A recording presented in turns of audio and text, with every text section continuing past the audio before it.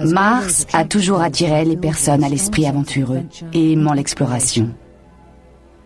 La planète rouge a stimulé l'imagination de nombreux penseurs et écrivains, que ce soit Edgar Rice Burroughs, Ray Bradbury, H.G. Wells, Kim Stanley Robinson ou Arthur Clarke. Dans les neiges du mont Olympe, Arthur Clarke décrit les procédures nécessaires afin de rendre la planète Mars habitable pour l'homme. On a appris beaucoup de choses sur Mars au cours des 20 dernières années. Et pendant cette même période, David Percy s'est penché sur ce qu'il considère être des corrélations entre Mars et la Terre. Percy, qui est producteur de cinéma et de télévision, donne de nombreuses conférences et a été l'invité de nombreuses émissions de radio et de télévision. Depuis l'aube de l'humanité, l'homme a cherché à découvrir les secrets de l'univers. Ce soir, des scientifiques vont tenter de résoudre les mystères de surprenantes photos qui viennent de nous parvenir. C'est lui qui, en tant que directeur européen des opérations pour la mission Mars, a produit la vidéo des découvertes de cette mission, qui ont été présentées par Richard Hoagland au siège des Nations Unies à New York le 27 février 1992, sous le titre « La connexion terrestre ». David Percy est co-auteur de l'ouvrage 2 tiers qui présente l'hypothèse qu'une forme de vie intelligente a conçu et élaboré une construction sur la planète Mars. En septembre 1996, le comté du Yorkshire, en Angleterre, lui a demandé de faire une conférence à l'université de Bradford.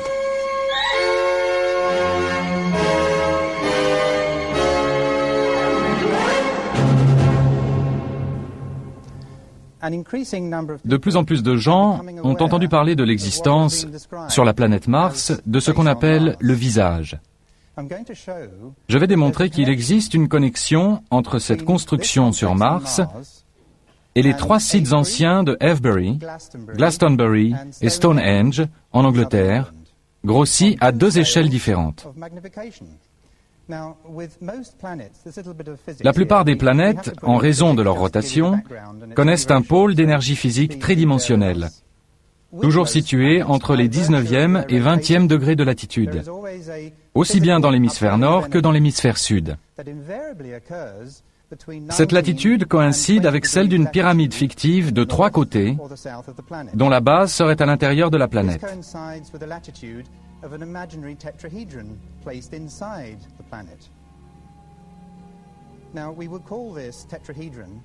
Nous appelons cela un tétraèdre circonscrit.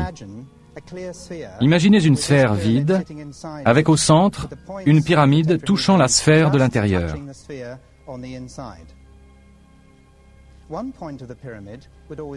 Un des sommets de la pyramide serait au pôle sud de la planète.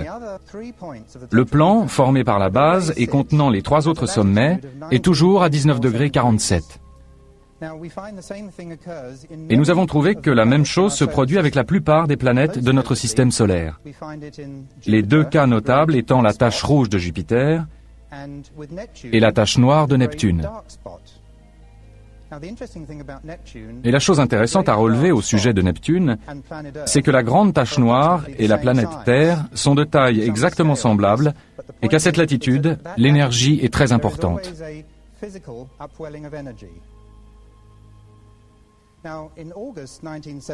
En août 1975, la NASA a envoyé la sonde orbitale Viking vers Mars. En juillet 1976, Viking a commencé à envoyer des clichés détaillés de la surface de la planète. Intéressons-nous maintenant à la région de la planète appelée Cydonia par la NASA. Il y a là abondance d'éléments vraiment insolites. Notez sa position par rapport au tétraèdre fictif. Elle est placée à 120 degrés du mont Olympe, l'endroit du pôle d'énergie sur Mars.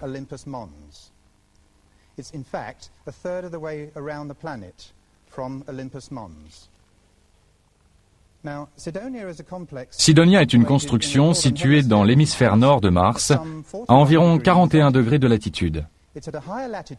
La latitude est donc plus élevée que 19 degrés 47, mais elle est en relation trigonométrique avec 19 degrés 47. Cela aurait pu être aussi 30 degrés 60 ou 40 degrés 80. Mais je voudrais souligner le fait qu'il est tout à fait impossible que des êtres conscients aient jamais pu évoluer sur Mars. Et ce, pour la bonne raison que la planète ne tourne pas à la bonne vitesse. Sa vitesse de rotation est trop lente. Mars n'a jamais été, ne pourra jamais devenir une planète bleue. Cependant, nous pensons que des êtres ont pu visiter Mars. Beaucoup de gens croient aux Martiens et pensent que des êtres peuvent vivre sur cette planète comme nous l'évoquons ici. La raison pour laquelle la vie évolue sur notre planète réside dans l'existence de la Lune, dans sa taille et le fait qu'elle tourne autour de la Terre. Mais la Terre tourne dans un sens et l'inclinaison de la planète se situe dans une position opposée à sa rotation. C'est ce phénomène qui crée une tension sur la planète et qui autorise la vie. Aucune autre planète dans notre système solaire ne présente une disposition similaire. Mars tourne trop lentement, n'a pas sa propre lune, et par conséquent n'a pu faire naître la vie, évoluant vers la vie consciente.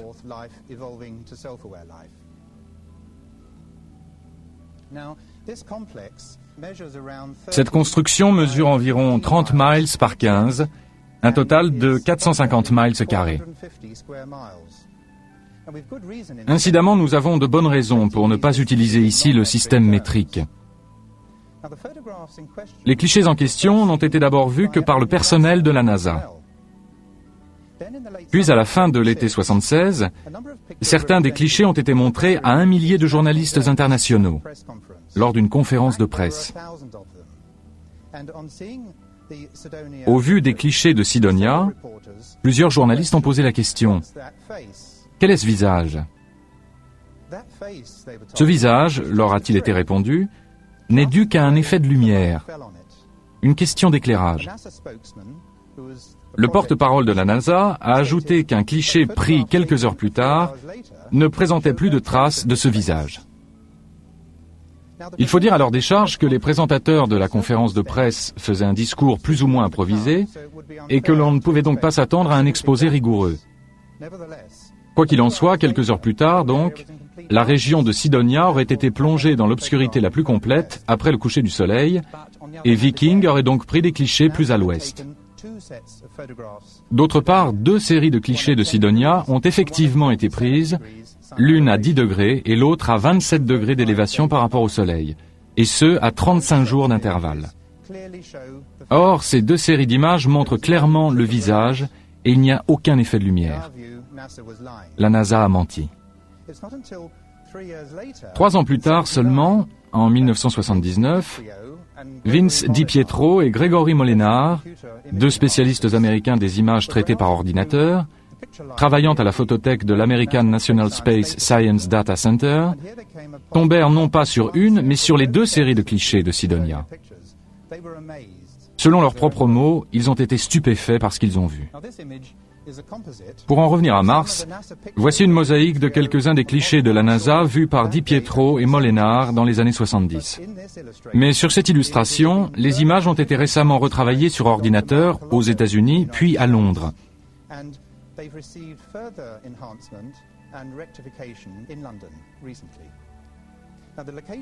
L'emplacement du visage et d'autres parties importantes de la construction sont clairement définis. À droite, vous pouvez apercevoir le cratère, avec sur son pourtour le tapis de matières éjectées. Nous y reviendrons un peu plus loin. Ce que je dois vous signaler d'abord, c'est que le tapis de matières éjectées provient de l'impact qui a créé ce cratère. Le tapis de matière forme comme une gigantesque éclaboussure. Voici un agrandissement du cratère et du mur. Ce dernier est très droit et s'étendant sur environ 3 km. À propos, le visage mesure environ 1500 mètres. Le mur se trouve clairement sur le tapis de matières éjectées. En d'autres termes, l'existence du mur est postérieure au dépôt du tapis de matières éjectées.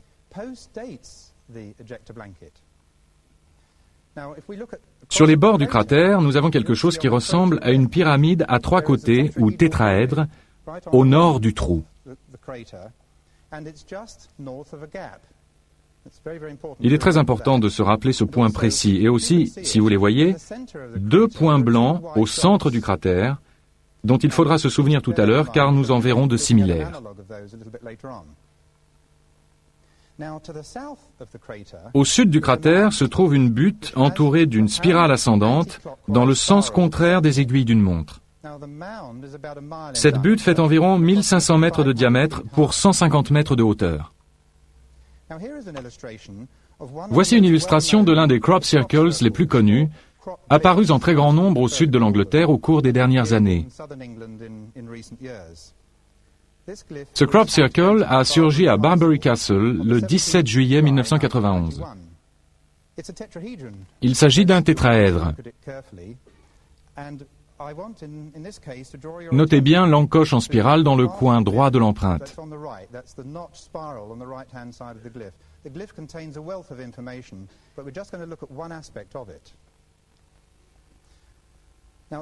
Voici un agrandissement de la spirale logarithmique du crop circle, le bord de la spirale avec ses encoches. Ceci a été réalisé par Errol Torrin. Il travaille au service des cartes de l'Agence américaine pour la défense. Il a réalisé cette illustration qui montre que la spirale avec l'encoche forme la base d'une spirale logarithmique.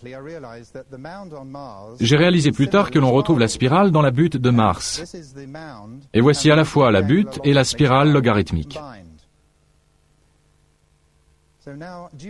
À l'ouest de cette butte se trouve un ensemble qui semble être des structures pyramidales dont l'une est abîmée de façon évidente. Ce groupe de structures est appelé la Cité. Au sud de la Cité se trouve une grande pyramide à 5 côtés. La grande pyramide D et M, nommée ainsi après sa découverte par Di Pietro et Molenar. Le côté gauche de cette pyramide semble totalement intact, et le côté droit paraît en revanche endommagé. Gardez bien ce détail en mémoire. Ce transparent permet de bien voir les faces de la pyramide à 5 côtés. Comme Errol Torrin, spécialiste en géomorphologie de l'American Defense Mapping Agency, le souligne, un objet à 5 côtés ne peut pas être formé, et à plus forte raison, maintenu en l'état par la seule force du vent et des phénomènes météorologiques.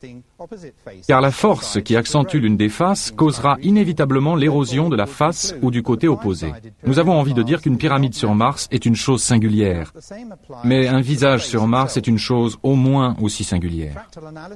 L'analyse fractale utilisée pendant la guerre du Golfe a été employée ici, et comme vous pouvez le voir, l'analyse fractale est à droite et l'image originale à gauche. Ils ont utilisé l'analyse fractale pendant la guerre pour repérer des tanks dans le désert.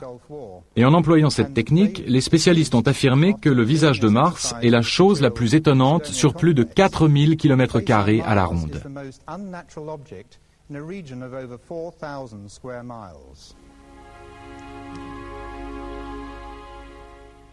Revenons maintenant sur Terre.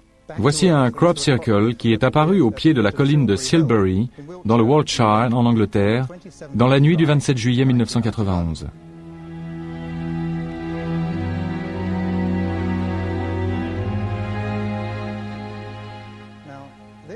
Ce crop circle m'a incité à observer attentivement une photo aérienne dans le livre d'Aubrey Burle, Avebury au temps de la préhistoire.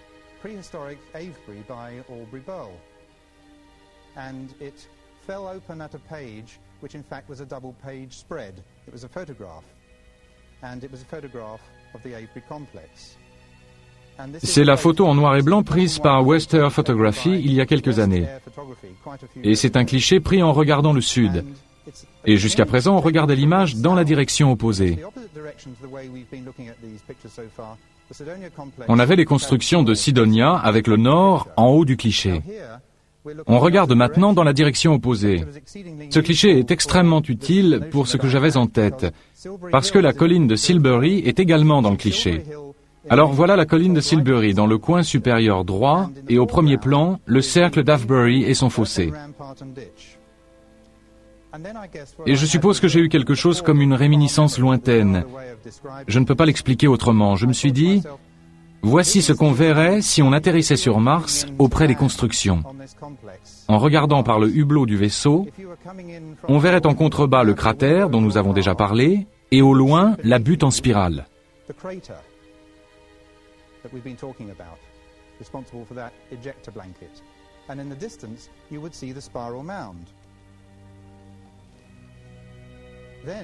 Il m'est alors apparu que le rempart de terrassement et le fossé d'Avebury pouvaient être une représentation du cratère, et la colline de Silbury, au loin, une représentation de la butte en spirale de Cydonia.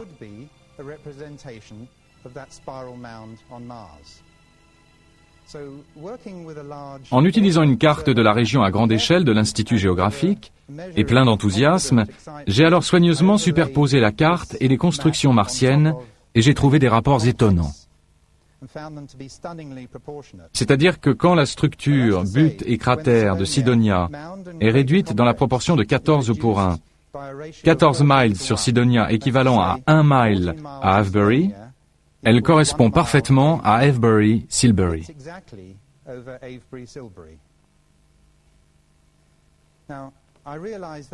J'ai compris qu'en y ajoutant le crop circle de Silbury, ces trois éléments n'étaient qu'une seule et même représentation géographique et topographique. Ils étaient fondamentalement la même image, transmettant les mêmes informations dans chaque cas.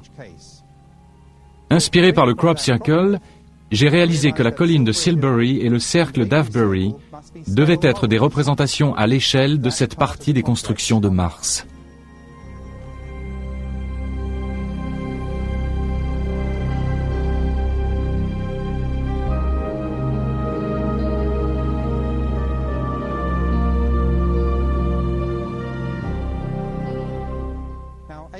Le cercle mégalithique d'Avebury, quant à lui, est l'un des plus grands et des plus beaux qui soient, de 400 mètres de diamètre et d'une rare complexité.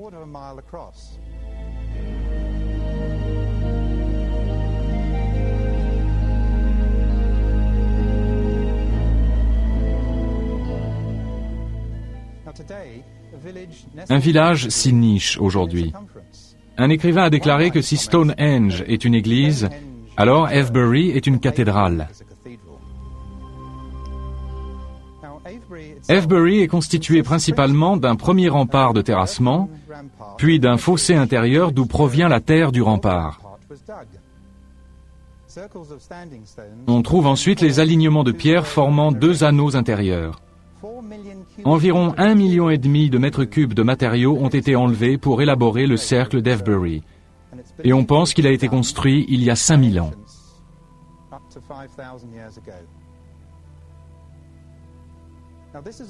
Voici un dessin des deux cercles de pierres intérieures qui illustre bien l'angle à 19,5 degrés avec le nord.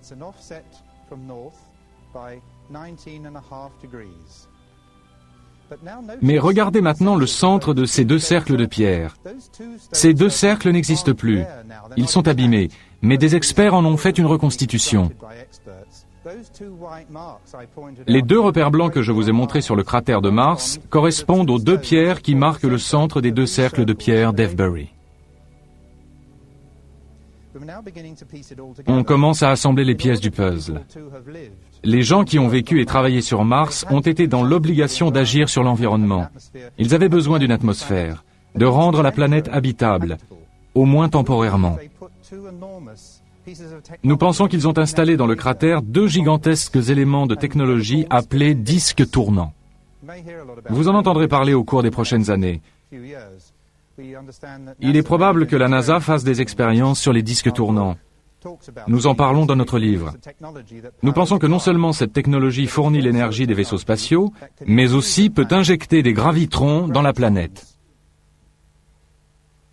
En agissant ainsi, on peut augmenter la masse apparente de la planète et lui permettre de tourner à la bonne vitesse et d'avoir ainsi une atmosphère.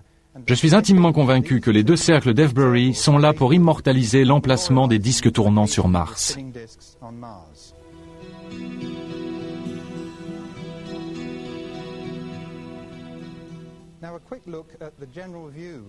Et maintenant un retour rapide à une vue générale de Cydonia pour nous rappeler l'emplacement exact du cratère et de la butte en spirale à droite des constructions.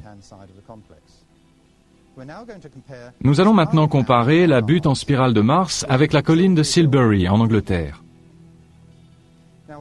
Il est important de souligner que la colline de Silbury n'est pas une sépulture, comme il a été dit, et que la signification de la structure Silbury-Avebury reste encore maintenant un mystère absolu. Environ 3 millions de mètres cubes de matériaux auraient été remués, ce qui aurait nécessité, selon les experts, le travail de 700 personnes pendant 10 ans.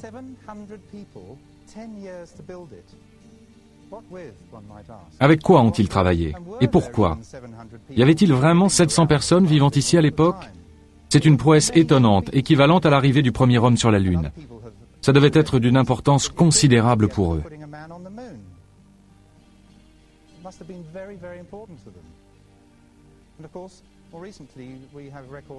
On dit que les anciens Bretons montaient la colline de Silbury et qu'ils la gravissaient en spirale tout en dansant. En regardant à nouveau la carte régionale de l'Institut géographique, vous pouvez y voir une ligne droite reliant la partie ouest du cliché à la partie droite. Il s'agit d'une voie romaine. En réalité, cette voie romaine dévie pour éviter la colline de Silbury. On peut se demander maintenant s'il existe à Avebury quelque chose se rapprochant du mur de Sidonia.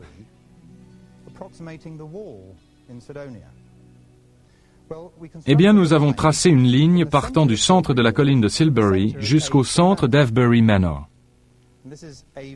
Voici Avebury Manor. En traçant cette ligne, nous avons découvert que nous avions reproduit l'angle droit, qui est en fait un angle à 89 degrés à la jonction de la droite qui relie le sommet de la pyramide à 5 côtés, comme nous pouvons le voir à gauche du cliché, et de la droite qui va vers le nord jusqu'au centre du mur.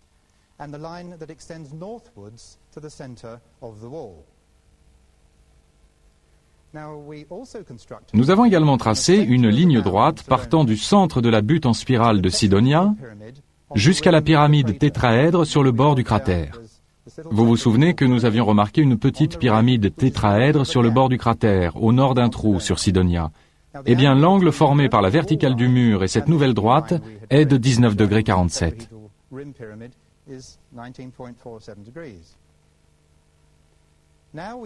Et nous voici de nouveau au pays des merveilles, pas celui des merveilles imaginaires d'Alice, mais celui des vraies merveilles, dans le sens de mystère. Sur la carte de l'Institut géographique, nous avons déjà observé une petite marque, une petite butte sur le rempart d'Avebury, exactement à l'endroit où se trouve la pyramide à 5 côtés sur le bord du cratère de Sidonia. En d'autres termes, la marque indiquée par les géomètres est exactement la même que sur Sidonia.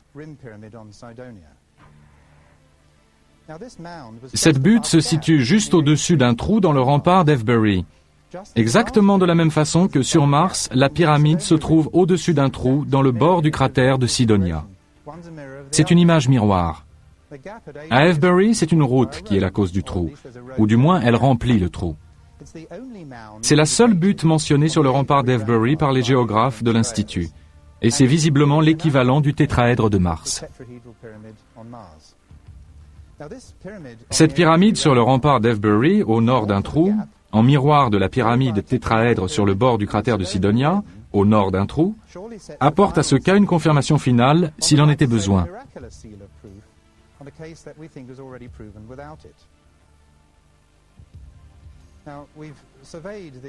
David Myers et moi-même avons fait une étude topographique de la pyramide d'Avebury en décembre 1991. Le tumulus est bien sûr un tétraèdre, mais de structure irrégulière, avec 2 longs côtés et un court, si bien qu'il peut presque donner l'image d'un losange dans une direction. On retrouve ces mêmes aspects dans la pyramide du bord du cratère de Sidonia et dans le mont Thor de Glastonbury.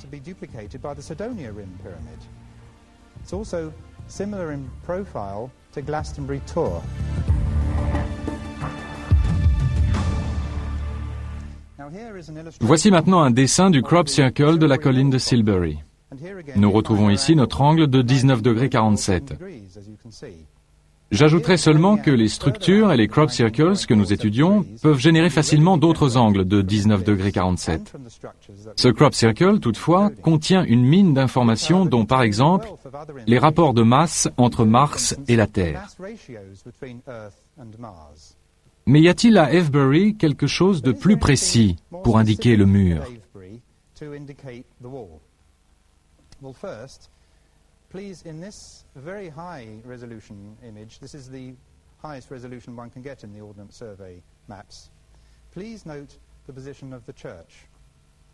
Dans cet agrandissement haute définition, notez d'abord la position de l'église. Nous avons remarqué sur une photo aérienne, à l'extrême limite nord de l'endroit où aurait pu se trouver la crête du mur, il existait une ligne de dépression à champ ouvert au nord d'Avebury Manor. Eh bien, directement dans l'axe de la projection hypothétique de la colline de Silbury et correspondant à l'échelle du transparent, se trouvait un fossé mal comblé et les traces d'un mur de remblai. Un archéologue de la région qui travaille pour le National Trust depuis 25 ans nous a dit qu'il s'agissait de l'axe nord-sud de l'ancien village. Le tracé passait apparemment sous le village actuel et allait presque jusqu'au parking. Les restes du fossé et du mur peuvent être les vestiges d'une ancienne route, comme le pense l'archéologue, mais il y avait sûrement un but plus important à cela, comme celui d'être la représentation du mur de Mars. Revenons maintenant à la pyramide à 5 côtés et à sa correspondance éventuelle. La ligne de base du triangle que nous avons placé sur la carte de l'Institut géographique partait, vous vous en souvenez, du sommet de la pyramide à 5 côtés de la colline de Silbury. C'était la voie romaine. En faisant demi-tour et en regardant dans la direction opposée, on s'aperçoit que cette ligne droite reliant la colline de Silbury au sommet de la pyramide monte en pente douce jusqu'à un tumulus caractéristique, une butte de terre entourée d'un bosquet d'arbres, le seul accident de terrain sur au moins 1600 mètres à la ronde. Il se voit comme le nez au milieu de la figure. C'est un endroit magnifique.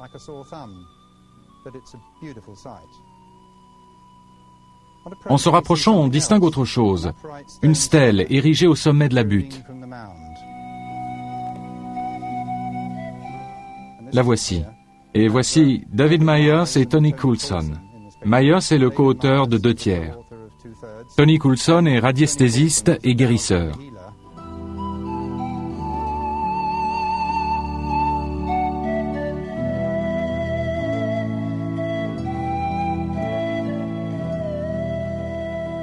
Il faisait de la radiesthésie sur Terre pour des éléments qui sont sur Mars. Il faisait de la radiesthésie à distance, si vous voulez.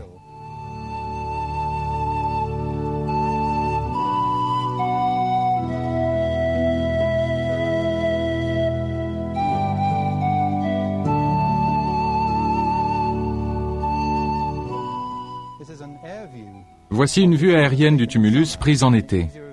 On se rend bien compte de son isolement. La partie sombre du champ indique approximativement l'emplacement de la pyramide. Des arbres ont été plantés en ligne droite côté ouest.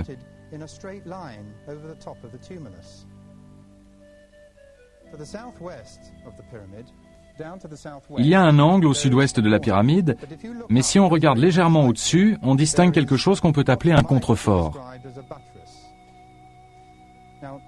Nous avons découvert que la stèle que nous regardions correspond à ce point. Et c'est là que Tony Coulson nous a été d'une grande utilité. Il a senti que cette stèle indiquait une entrée de la pyramide à 5 côtés. En d'autres termes, si comme nous le pensons, ce n'est pas un élément naturel, alors il y a toutes les raisons de penser, en faisant un parallèle avec la grande pyramide, que ce n'est pas une structure solide et qu'il pourrait y avoir une entrée. Il ne savait pas que nous pensions que la pyramide à 5 côtés était impliquée.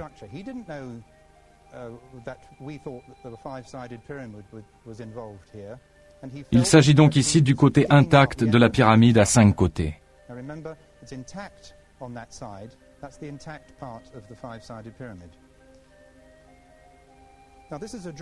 Voici un dessin avec, au bas de l'image, la pyramide à 5 côtés et la cité au nord-ouest.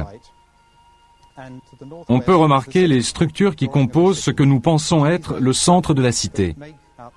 Il y a un ensemble de 4 structures et on voit très bien la relation avec la pyramide à 5 côtés. Cette ligne verticale, la ligne nord-sud sur Mars, correspond à la bordure d'arbres en ligne droite de tout à l'heure. Un fermier a donc planté ses arbres dans l'axe de la ligne nord-sud de Mars.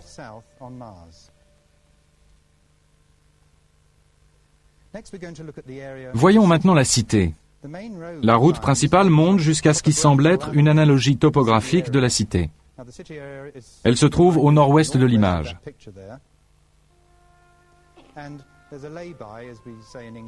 Il y a une aire de repos près du sommet de la colline et on peut marcher le long de ce qui s'avère être la crête de la cité. La partie la plus haute de la cité, si vous préférez. La ligne formée par le sommet de toutes ces pyramides.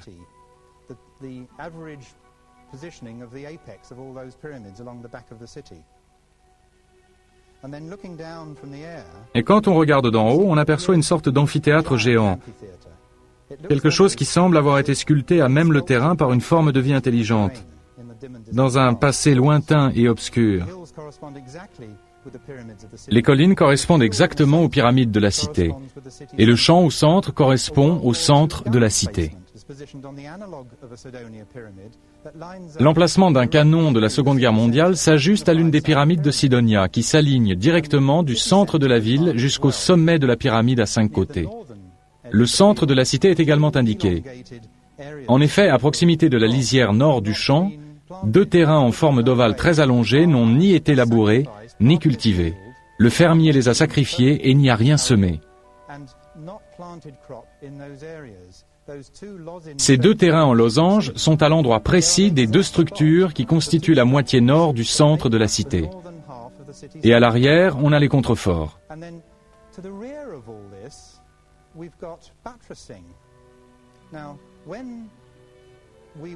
Quand on parlait des contreforts et que Tony Coulson nous aidait à définir ce que pouvait être l'entrée de la pyramide, il nous a fait un dessin. Et après, quand on a vu les contreforts, on a été estomaqué, car on sentait que c'était ce qu'on aurait trouvé sur Mars. C'est étrange. Comme si on se retrouvait sur un plateau de cinéma d'Hollywood, on voit le devant, le derrière, on sait qu'il y a l'ossature et les étais, qui montrent que tout ça est artificiel. C'est incroyable et très impressionnant. À côté du site se trouve le fameux cheval blanc.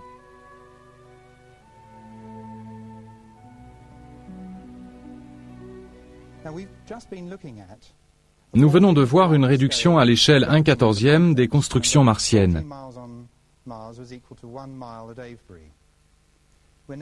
Nous allons maintenant examiner son agrandissement par 1,5.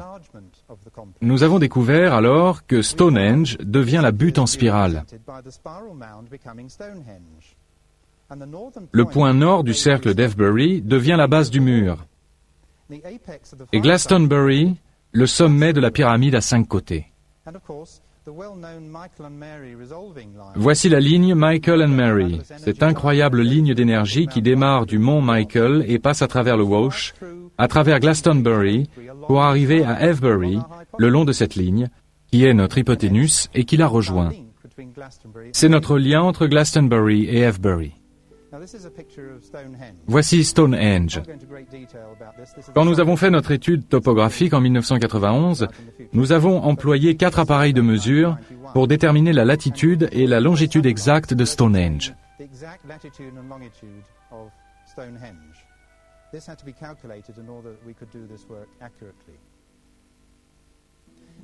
Grossi 1,5 fois, le cratère devient énorme. Il fait plus de 4 miles de diamètre et semble découler de Marlborough Downs, une vallée en forme de bol. Un chemin appelé le Ridgeway décrit un arc de cercle à l'ouest de la vallée. La route qui part d'Avebury suit la crête et le mur. Quand on regarde la carte, on voit que la crête du mur est signalée par la route de Swindon. À mi-chemin, la route de Swindon oblique brusquement et va vers le nord en suivant l'extrémité du mur. Elle met donc en relief à la fois la crête du mur et son contour. Barbary Castle n'est pas loin sur le bord du cratère, et c'est bien sûr là qu'est apparu le Crop Circle. La pyramide à 5 côtés, la pyramide D et M, coïncide maintenant avec Glastonbury. Le mont Thor, sans doute le connaissez-vous, est le plus beau des monts. On dirait qu'on l'a sculpté. Il est magnifique en soi.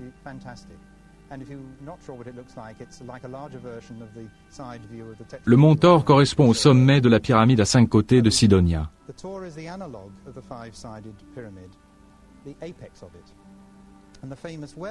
Le puits si célèbre est sur un prolongement de la ligne qui part de Stonehenge.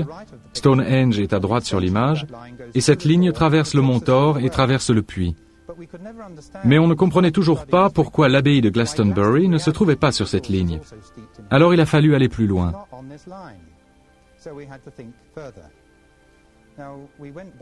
Nous sommes revenus au dessin de la pyramide à 5 côtés de Mars, et nous avons trouvé qu'il représentait à la fois les géométries à 5 et à 6 côtés. Nous savons que les choses vivantes ont une structure géométrique à 5 côtés, et les choses non vivantes, comme les cristaux ou les flocons de neige, une structure géométrique à 6 côtés. Si la pyramide à 5 côtés englobe à la fois les géométries 5 et 6, alors si on les superpose, on peut trouver un dessin sous-jacent.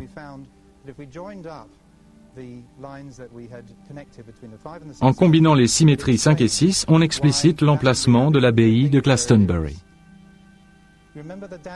Souvenez-vous des détériorations de la pyramide que nous avons observées plus tôt. À gauche de l'image se trouve la partie intacte, et à droite, la partie endommagée. Nous pensons que l'abbaye de Glastonbury correspond à quelque chose dans la partie non endommagée de la pyramide, permettant une sorte de vision à distance. Nous avons le sentiment qu'il s'agit d'une partie de la technologie autrefois existante dans la pyramide à 5 côtés. Cette technologie fournissait à des êtres vivants toute l'énergie utile aux constructions dans lesquelles ils ont vécu pendant un certain temps. Et l'abbaye semble avoir contribué à la technologie et à la production d'énergie de ces constructions.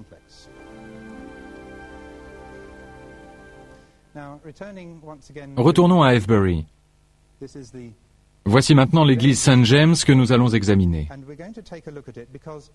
De l'intérieur, elle semble être construite de travers. Les anciens fonts baptismaux situés sous la flèche ouest et les allées ne sont pas dans l'alignement, sauf quand on se met à la tangente des fonts baptismaux. Il semble qu'à Avebury, tout soit fait pour nous remettre en mémoire l'importance des tangentes. Il est intéressant de remarquer que les 4 routes à Avebury forment toutes des tangentes avec les éléments du paysage les plus significatifs. Que l'on regarde Mars ou Avebury, les routes d'Avebury suivent la tangente du cratère, en haut à droite de l'image, suivent la tangente de la colline de Silbury et la tangente de la cité.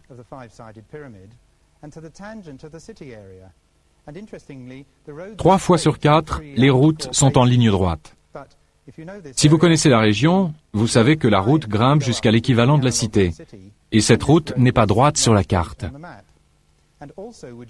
Et ces routes se croisent, bien entendu, à la tangente du carrefour de Beckhampton. Par la suite, nous avons découvert que chaque pierre d'Avebury a son équivalent sur Mars. C'est la raison de leur emplacement. La pierre d'Adam et Ève, par exemple, a son équivalent sur Mars, exactement au même endroit. C'est absolument fantastique.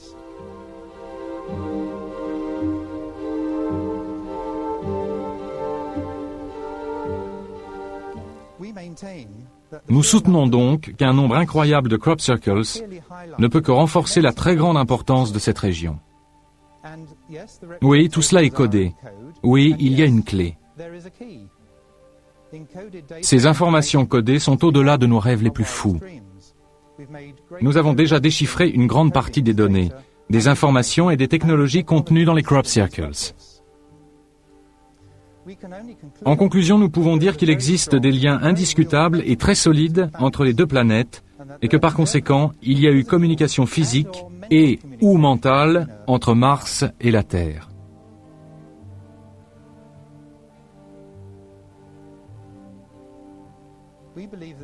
Nous sommes persuadés que ces informations ne sont pas seulement un message concernant une construction spécifique sur Mars. Il s'agit d'un message codé concernant les rouages secrets de l'univers. Permettez-moi de faire ici un lien avec les mathématiques. Cela implique quelque chose appelé topoglie, qui est expliqué dans le livre 2/3. Je ne vais pas vous ennuyer trop longtemps avec les maths, mais les scientifiques aiment les maths. Elles aident à prouver certaines théories. Cela fait partie d'une expérience conduite par Karl Monk aux États-Unis. Il a trouvé le nombre que vous voyez sur la carte, obtenu en divisant la latitude par la longitude d'Avebury, et on trouve alors le point central d'Avebury. Quand on décimalise ces deux nombres, on trouve un nombre qui équivaut au yard mégalithique. Et nous avons également découvert que ce yard mégalithique était une constante astronomique. Vous voyez ces calculs qui nous donnent la distance Terre-Lune la plus courte.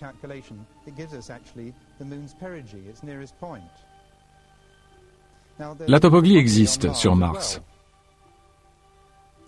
Voici le visage sur Mars et 6.8902837006 est sa longitude sur Mars, ce qui veut dire que l'emplacement du visage a été calculé. Et en multipliant le double tétraèdre par pi, on obtient 41 degrés 11 minutes 10.030 secondes. L'emplacement du visage sur Mars et sa topoglie utilisent la même technique, comme en témoignent les positions centrales d'Avebury ou de Stonehenge ou encore de la Grande Pyramide.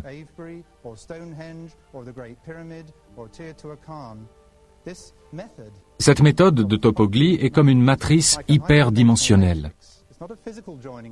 L'emplacement du visage sur Mars n'est certainement pas dû au hasard, comme voudrait nous le faire croire la NASA.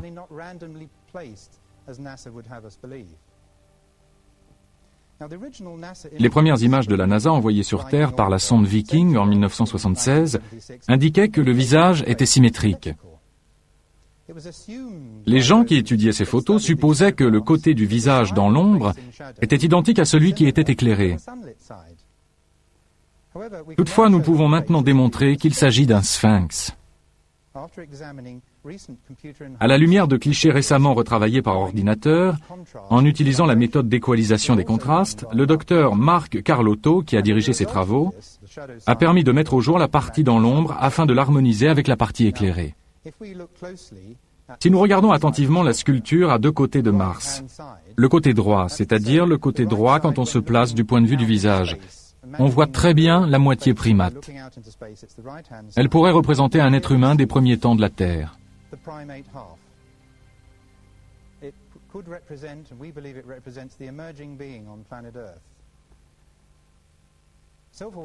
Les êtres intelligents ont une conscience, ont une âme. Leur conscience se situe à la tangente de la ligne centrale du corps, dans le côté droit de la tête.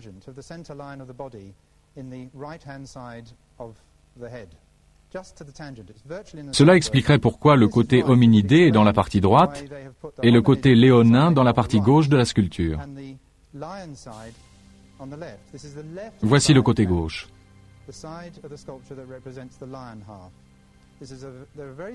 Si le côté léonin est dans la partie gauche, c'est parce que le lion a toujours représenté le cœur.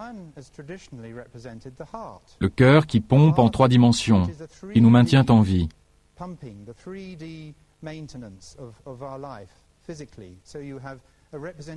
On a donc un symbole de l'âme de l'être conscient et un symbole de la réalité de l'être. Le physique et l'hyperdimensionnel rassemblés dans une sculpture moitié homme, moitié lion. Tout cela est expliqué en détail dans notre livre. C'est un concept extraordinaire et je pense que des êtres ont travaillé longuement à l'élaboration de ce visage, que ce soit pour leur bénéfice ou pour le nôtre.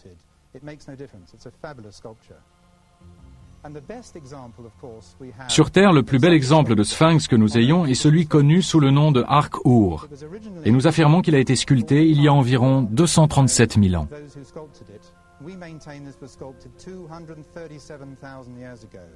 Les lecteurs de notre livre, 2/3, en comprendront les raisons. Ce qui nous importe ici, c'est que le sphinx est à moitié homme, à moitié lion, et qu'il est situé à proximité de pyramides. Nous avons donc un sphinx et des pyramides sur Mars et un sphinx et des pyramides sur le plateau de Gizeh. Mission directors, go. And liftoff of the Titan III rocket with the Mars Observer and America's return to the Red Planet.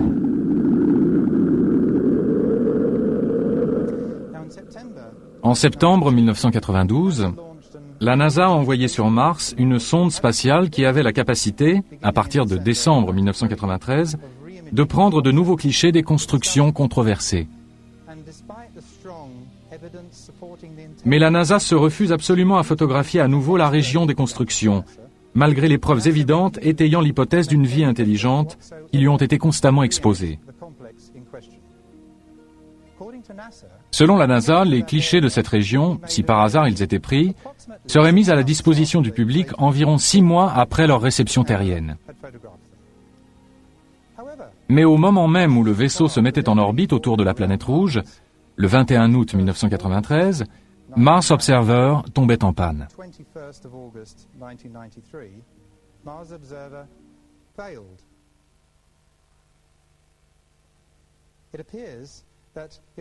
Ni les habitants de la Terre, ni la NASA elle-même n'allaient donc avoir de clichés.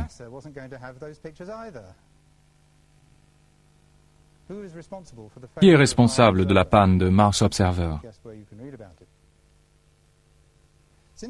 Depuis la publication du livre 2/3, le 21 août 1993, la NASA semble être revenue à de meilleurs sentiments. Si vous surfez sur le web, vous verrez une grande éclaboussure sur la page de la NASA.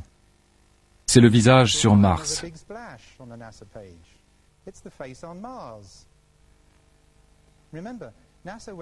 La NASA est allée sur Mars pour y rechercher la vie. Ne serait-il pas fabuleux d'y trouver des indices d'une vie intelligente? N'auriez-vous pas envie de le crier sur tous les toits et de dire « on ne comprend pas, c'est incroyable, voyons voir ça, on dirait une sculpture, voyons un peu ».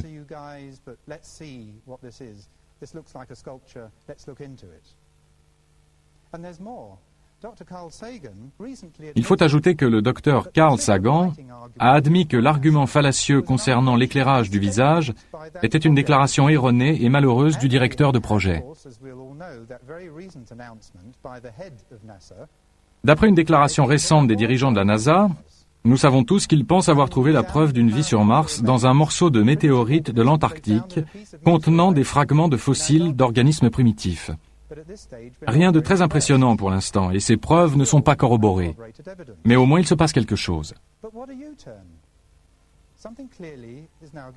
Il semble qu'une décision ait été prise à très haut niveau pour faire admettre l'idée que la vie existe probablement ailleurs et tout spécialement sur Mars.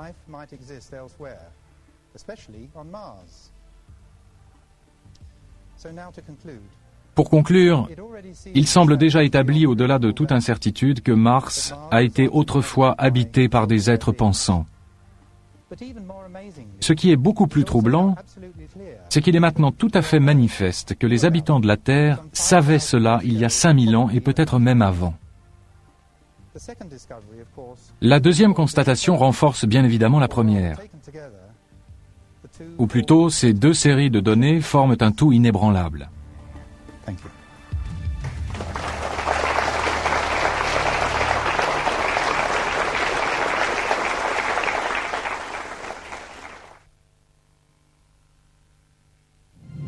La dernière sonde américaine Mars Global Surveyor photographie la planète Mars depuis avril 1998 à l'aide de nouvelles caméras possédant une résolution 10 fois supérieure à celle de la sonde Viking 1 qui survola Mars en 1976. Les chercheurs du monde entier attendent beaucoup de cette mission afin de pouvoir, peut-être, élucider enfin le mystère du visage et des pyramides qui se trouvent dans la région de Cydonia. Les toutes premières photos publiées sur Internet par la NASA semblent montrer que le visage, s'il garde toutes ses caractéristiques faciales, a perdu une partie de son pouvoir évocateur. Il faudra étudier attentivement les prochaines séries de photos avant de tirer des conclusions définitives.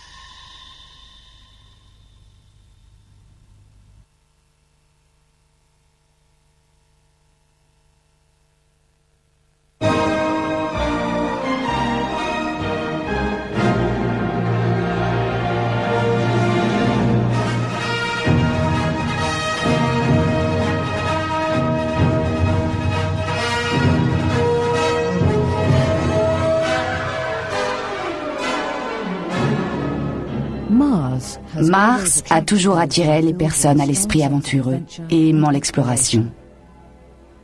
La planète rouge a stimulé l'imagination de nombreux penseurs et écrivains, que ce soit Edgar Rice Burroughs, Ray Bradbury, H.G. Wells, Kim Stanley Robinson ou Arthur Clarke.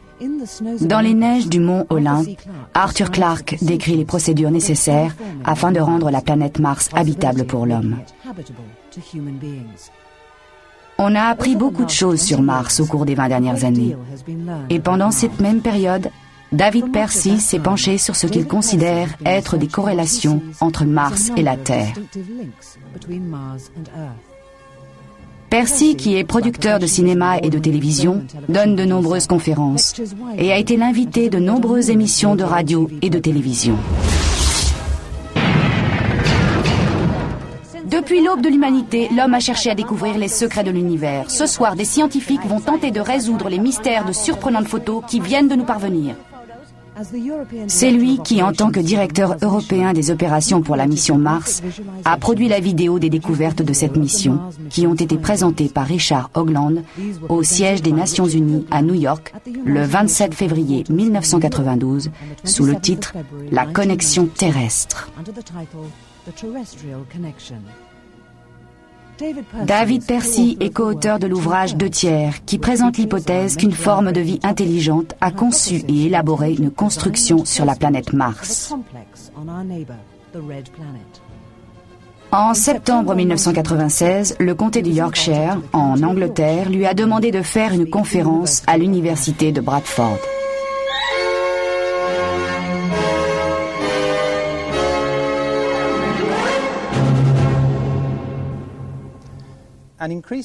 De plus en plus de gens ont entendu parler de l'existence, sur la planète Mars, de ce qu'on appelle le visage.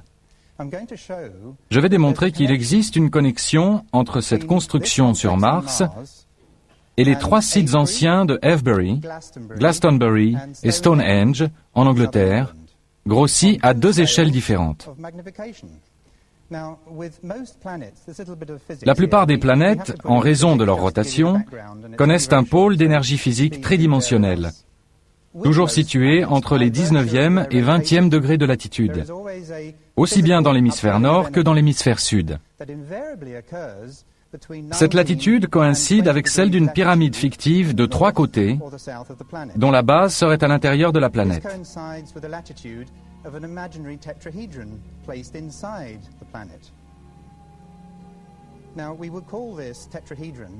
Nous appelons cela un tétraèdre circonscrit. Imaginez une sphère vide, avec au centre une pyramide touchant la sphère de l'intérieur.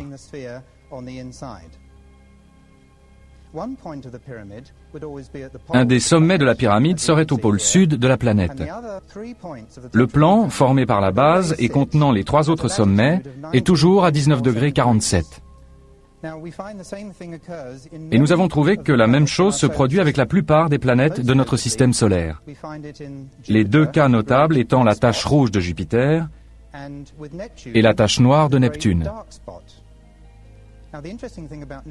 Et la chose intéressante à relever au sujet de Neptune, c'est que la grande tache noire et la planète Terre sont de taille exactement semblable et qu'à cette latitude, l'énergie est très importante.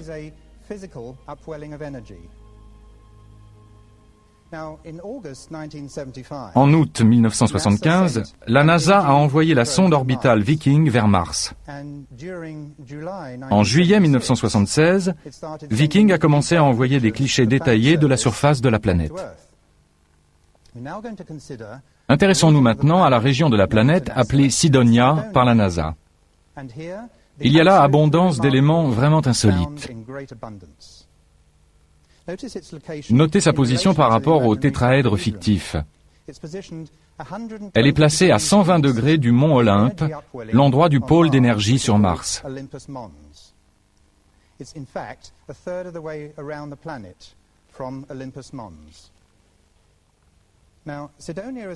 Cydonia est une construction située dans l'hémisphère nord de Mars, à environ 41 degrés de latitude.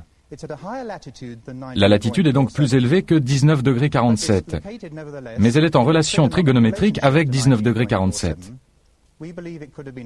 Cela aurait pu être aussi 30 degrés 60 ou 40 degrés 80. Mais je voudrais souligner le fait qu'il est tout à fait impossible que des êtres conscients aient jamais pu évoluer sur Mars. Et ce, pour la bonne raison que la planète ne tourne pas à la bonne vitesse. Sa vitesse de rotation est trop lente. Mars n'a jamais été, ne pourra jamais devenir une planète bleue. Cependant, nous pensons que des êtres ont pu visiter Mars. Beaucoup de gens croient aux Martiens et pensent que des êtres peuvent vivre sur cette planète comme nous l'évoquons ici.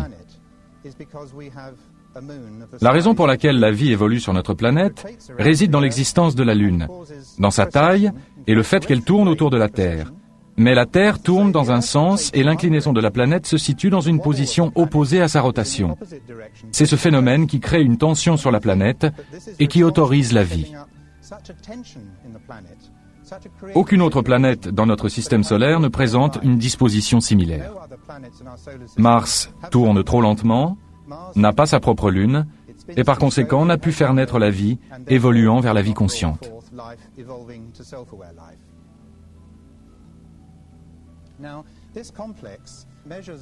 Cette construction mesure environ 30 miles par 15, un total de 450 miles carrés. Incidemment, nous avons de bonnes raisons pour ne pas utiliser ici le système métrique. Les clichés en question n'ont été d'abord vus que par le personnel de la NASA. Puis, à la fin de l'été 76, certains des clichés ont été montrés à 1 millier de journalistes internationaux lors d'une conférence de presse. Au vu des clichés de Cydonia, plusieurs journalistes ont posé la question: quel est ce visage? Ce visage, leur a-t-il été répondu, n'est dû qu'à un effet de lumière, une question d'éclairage. Le porte-parole de la NASA a ajouté qu'un cliché pris quelques heures plus tard ne présentait plus de traces de ce visage. Il faut dire à leur décharge que les présentateurs de la conférence de presse faisaient un discours plus ou moins improvisé et que l'on ne pouvait donc pas s'attendre à un exposé rigoureux. Quoi qu'il en soit, quelques heures plus tard, donc, la région de Cydonia aurait été plongée dans l'obscurité la plus complète après le coucher du soleil, et Viking aurait donc pris des clichés plus à l'ouest. D'autre part, 2 séries de clichés de Cydonia ont effectivement été prises, l'une à 10 degrés et l'autre à 27 degrés d'élévation par rapport au soleil, et ce, à 35 jours d'intervalle. Or, ces 2 séries d'images montrent clairement le visage et il n'y a aucun effet de lumière. La NASA a menti. 3 ans plus tard seulement, en 1979, Vince DiPietro et Gregory Molenar, 2 spécialistes américains des images traitées par ordinateur, travaillant à la photothèque de l'American National Space Science Data Center, tombèrent non pas sur une, mais sur les 2 séries de clichés de Cydonia. Selon leurs propres mots, ils ont été stupéfaits par ce qu'ils ont vu. Pour en revenir à Mars, voici une mosaïque de quelques-uns des clichés de la NASA vus par DiPietro et Molenar dans les années 70. Mais sur cette illustration, les images ont été récemment retravaillées sur ordinateur aux États-Unis, puis à Londres.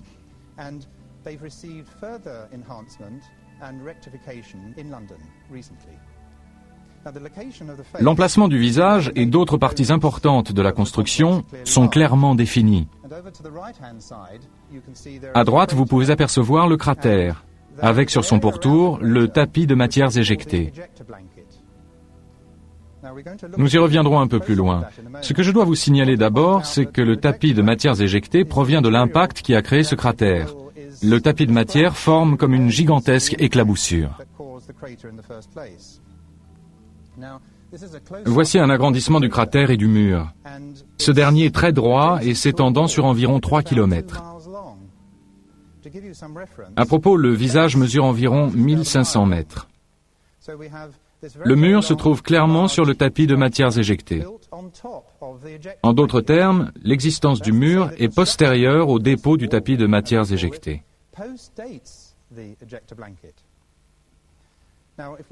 Sur les bords du cratère, nous avons quelque chose qui ressemble à une pyramide à 3 côtés ou tétraèdre au nord du trou. Il est très important de se rappeler ce point précis. Et aussi, si vous les voyez, 2 points blancs au centre du cratère, dont il faudra se souvenir tout à l'heure, car nous en verrons de similaires. Au sud du cratère se trouve une butte entourée d'une spirale ascendante dans le sens contraire des aiguilles d'une montre. Cette butte fait environ 1500 mètres de diamètre pour 150 mètres de hauteur. Voici une illustration de l'un des crop circles les plus connus, apparus en très grand nombre au sud de l'Angleterre au cours des dernières années. Ce crop circle a surgi à Barbury Castle le 17 juillet 1991. Il s'agit d'un tétraèdre. Notez bien l'encoche en spirale dans le coin droit de l'empreinte.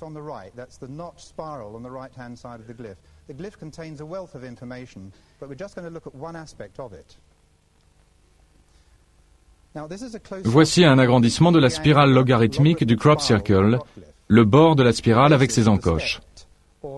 Ceci a été réalisé par Errol Torrin. Il travaille au service des cartes de l'Agence américaine pour la défense. Il a réalisé cette illustration qui montre que la spirale avec l'encoche forme la base d'une spirale logarithmique. J'ai réalisé plus tard que l'on retrouve la spirale dans la butte de Mars. Et voici à la fois la butte et la spirale logarithmique. À l'ouest de cette butte se trouve un ensemble qui semble être des structures pyramidales dont l'une est abîmée de façon évidente. Ce groupe de structures est appelé la Cité. Au sud de la Cité se trouve une grande pyramide à 5 côtés. La grande pyramide D et M, nommée ainsi après sa découverte par Di Pietro et Molenar. Le côté gauche de cette pyramide semble totalement intact, et le côté droit paraît en revanche endommagé.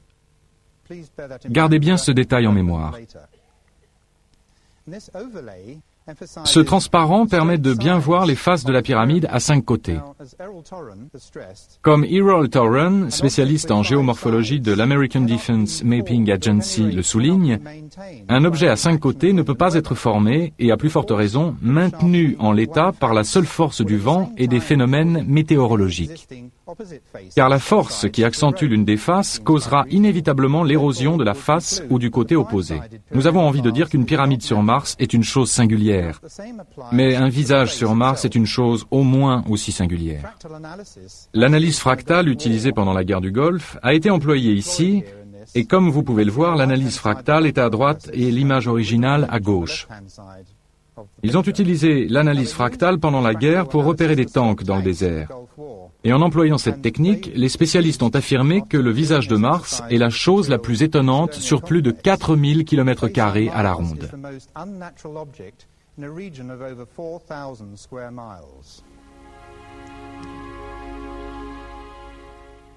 Revenons maintenant sur Terre. Voici un crop circle qui est apparu au pied de la colline de Silbury, dans le Wiltshire, en Angleterre, dans la nuit du 27 juillet 1991.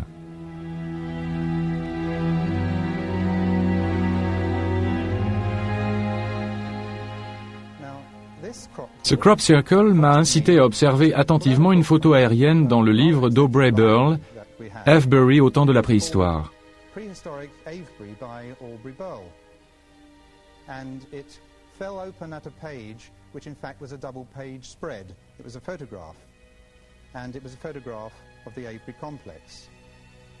C'est la photo en noir et blanc prise par Western Photography il y a quelques années. Et c'est un cliché pris en regardant le sud. Et jusqu'à présent, on regardait l'image dans la direction opposée. On avait les constructions de Sidonia avec le nord en haut du cliché.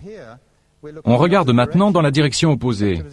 Ce cliché est extrêmement utile pour ce que j'avais en tête, parce que la colline de Silbury est également dans le cliché. Alors voilà